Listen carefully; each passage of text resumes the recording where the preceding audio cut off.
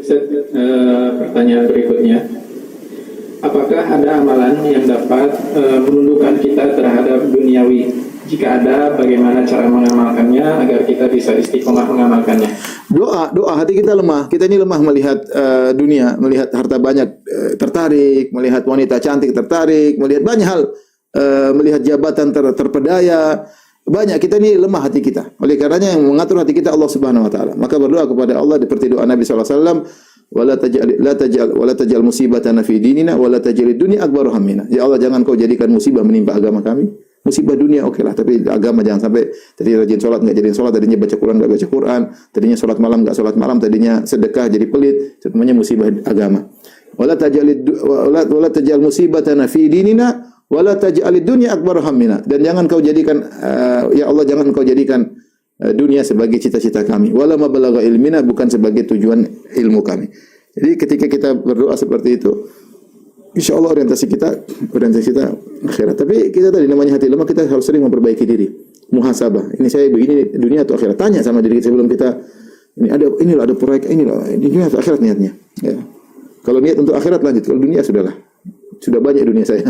Misalnya apapun orang ngajak kita, ikut pengajian, niatnya dunia atau akhirat. Kita tanya diri kita sehingga orientasi kita selalu akhirat. Jadi perlu selalu perbaikan, selalu muhasabah, selalu ingat lagi dan minta kepada Allah agar kita jadikan akhirat sebagai cita-cita kita. Wallahu a'lam bishawab. Mungkin pertanyaan terakhir. Baik, pertanyaan terakhir Ustaz, mungkin disingkat saja. Bagaimana kalau misalkan kita dalam satu kondisi kita meninggalkan ibadah, misalkan sholat, kemudian kita itu menunda waktu sholat dikarenakan atasan itu mengatakan bahwa sedang urgent, dan kalau misalkan kamu tinggalkan kamu juga berdosa dikarenakan korupsi waktu begitu Ustaz, karena masih jam kantor. Saya bilang kasih solusi orang-orang kantor, mereka kalau memang punya jam, mereka sholat bareng-bareng ya. Mereka sholat bareng-bareng, mereka kompak misalnya kerja sampai jam 1. Enggak apa-apa sholat jam 1 bareng-bareng ya.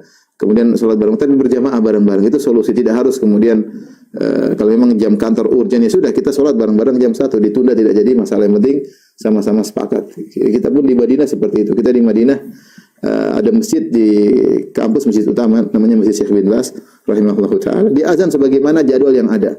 Tetapi kita yang mahasiswa di fakultas-fakultas, kita sholat sesuai selalu jam 1 atau setengah 1, saya lupa.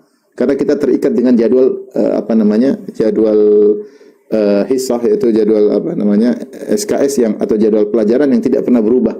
Harus ada 6 mata pelajaran dan itu selalu selesai jam setengah 1 atau jam 1, saya lupa. Sehingga kita sholat duhurnya selalu jam itu.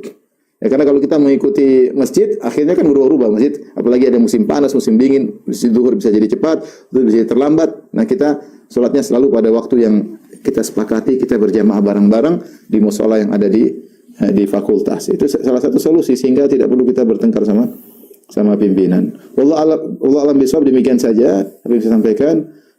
Semoga bermanfaat. Wabillahi taufiq wal hidayah. Assalamualaikum warahmatullahi wabarakatuh.